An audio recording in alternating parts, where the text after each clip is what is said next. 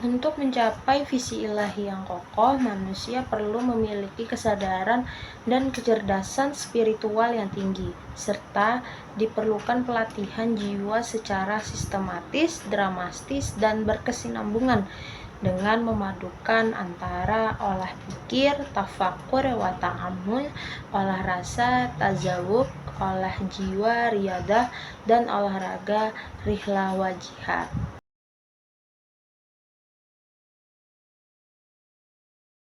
Ia menghimbau manusia modern untuk mendalami dan menjalankan praktik tasawuf, sebab tasawuflah yang dapat memberikan jawaban-jawaban terhadap kebutuhan spiritual mereka.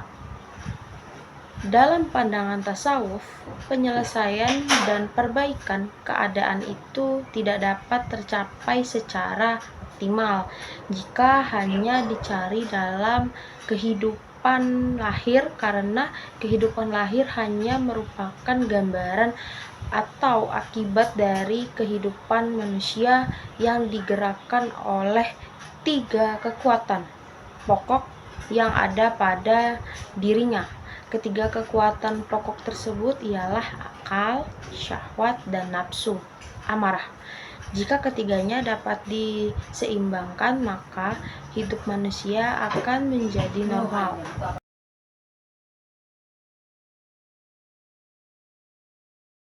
Seperti dikemukakan sebelumnya, dalam bahasa agama, spirit sering dipadankan dengan roh. Roh sendiri di dalam Al-Quran menyaran pada objek, di antaranya wahyu, inspirasi ketuhanan, sebagaimana dijelaskan dalam surah Asy-Syu'ara ayat 52. Roh pun bisa berarti malaikat, sebagaimana dijelaskan dalam surah Al-Qadar ayat 4. Begitu juga roh dimaknai sebagai amr Tuhan, yang dapat diartikan sebagai instruksi, ketentuan, atau sesuatu yang menunjukkan kontribusi Tuhan dalam diri makhluk sehingga makhluk dapat beraktivitas sesuai dengan sunnatullah, sebagaimana dijelaskan dalam surah Al-Isra ayat 85. Dengan demikian, kesadaran spiritual, kesadaran rohani, atau kesadaran ketuhanan adalah pemahaman yang dilandasi dengan pemaknaan mendalam tentang ketentuan Tuhan dan dalam alam semesta, wahyu sebagaimana inspirasi universal, dan malaikat sebagai energi kebenaran dan kebaikan.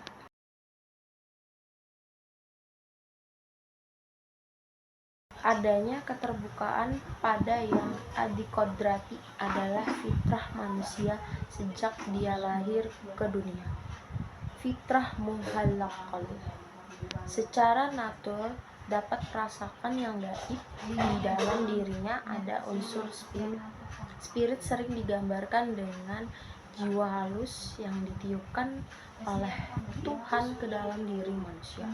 Al-Qushairi dalam tafsirnya Lataif al-Isyarat menunjukkan bahwa roh memang latifah, jiwa halus yang ditempatkan Tuhan dalam diri manusia sebagai potensi untuk membentuk karakter yang terpuji.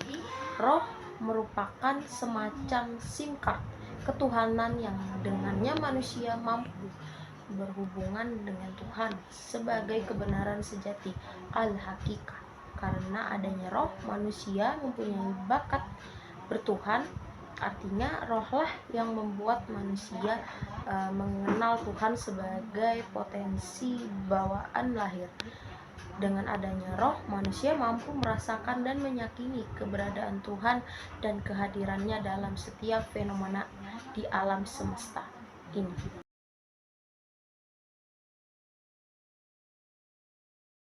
Konsep tentang kebertuhanan sebagai bentuk ekspresi kolektif suatu komunitas beragama merupakan wilayah pembahasan sosiologi agama.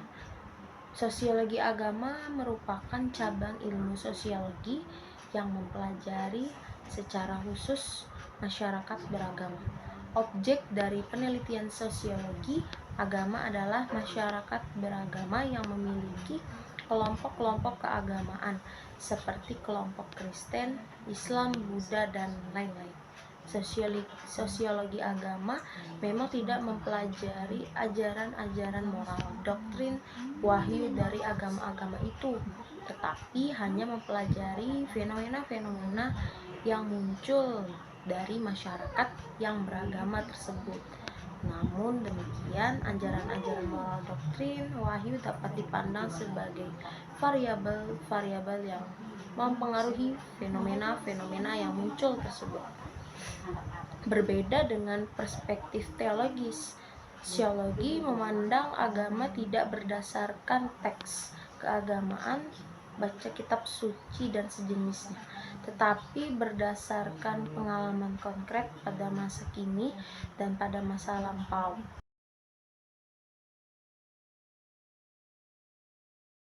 Pembahasan tentang cara manusia bertuhan melalui rasio akan menjadi fokus utama pokok bahasan ini. Banyak argumen yang diajukan oleh para filsuf Islam sebagai kaum pemikir atau rasionalis untuk menjelaskan hakikat Tuhan dan cara bertuhan yang benar. Menurut Mulyadi Kartanegara, paling tidak terdapat 3 argumen filsafat untuk menjelaskan hal tersebut, yaitu yang pertama, dalil al-hudus, yang kedua, dalil al-imkan, dan yang ketiga, dalil al-inayah. Argumen pertama diperkenalkan oleh Al-Kindi, yang kedua oleh Ibn Sina, dan yang ketiga oleh Ibn Rushd. Dalam argumen al-hudus, Al-Kindi dengan gigih membangun basis filosofis tentang kebaruan alam untuk menegaskan adanya Tuhan sebagai pencipta. Tuhan dikatakan sebagai pencipta sebab pertama yang menunjukkan betapa ia adalah sebab paling fundamental dari semua sebab-sebab lainnya, yang berderet panjang sebagai sebab pertama, maka ia sekaligus adalah sumber bagi sesuatu yang lain, yakni alam semesta. Argumen tentang Tuhan yang dikemukakan Al-Kindi dibangun di atas 4 premis. Yang pertama, alam semesta bersifat terbatas dan dicipta dalam waktu, karena alam pasti harus ada yang menciptakan, pencipta yang tidak terbatas dan tidak dilingkupi waktu. Yang kedua, pencipta harus bersifat esa, yang darinya memancar semua maujud yang tersusun dan beragam. Ketiga, sesuatu ada karena adanya sebab-sebab lain yang secara hierarkis mengerucut pada sebab sejati dan sebab terakhir sebagai satu-satunya yang mencipta. Keempat, wujud Tuhan dapat diamati dari keberadaan alam semesta sebagai makrokosmos yang tidak mungkin mengalami sebuah keteraturan hukum bila tidak ada pengatur yang disebut Tuhan. Dari keempat premis tadi dapat diketahui bahwa argumen ini lebih menitik beratkan pada temporalitas alam semesta oleh Sang Pencipta yang esa. Argumen kedua terkait dengan Tuhan adalah argumen kemungkinan, dalil al-imkan. Ibnu Sina sebagai tokoh argumen ini menjelaskan bahwa wujud eksistensi itu ada, bahwa setiap wujud yang ada bisa bersifat niscaya atau potensial mukmin.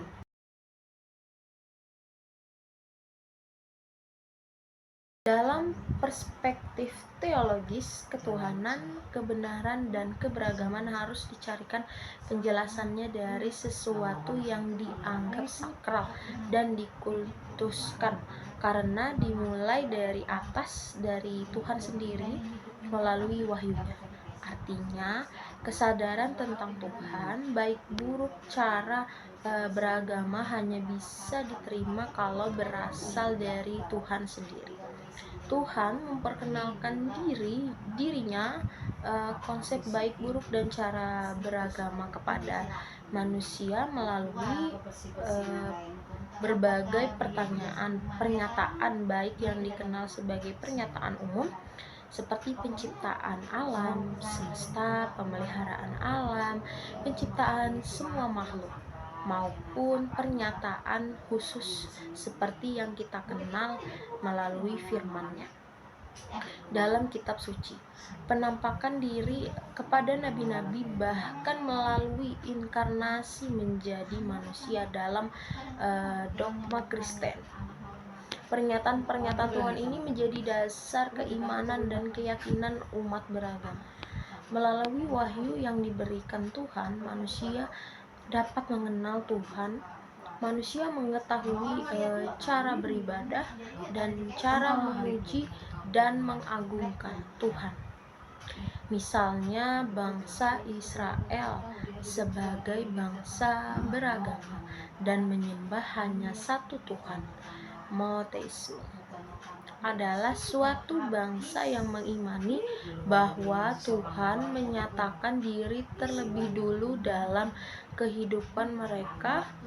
Dalam perjanjian lama, Tuhan memanggil Nabi Nuh, kemudian Abraham dan keturunan-keturunannya, sehingga mereka dapat membentuk suatu bangsa yang beriman dan beribadah kepadanya.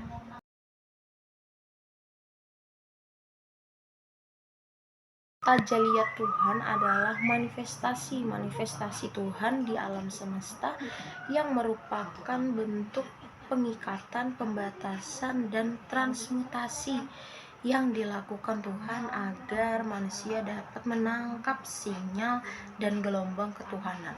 Dengan demikian, keyakinan adalah persepsi kognitif manusia terhadap penampakan tajaliyat darinya. Dengan kata lain, meyakini atau mempercayai Tuhan artinya pengikatan dan pembatasan terhadap wujud mutlak Tuhan yang gaib dan transenden yang dilakukan oleh subjek manusia melalui kreasi akal menjadi sebuah ide, gagasan, dan konsep tentang Tuhan.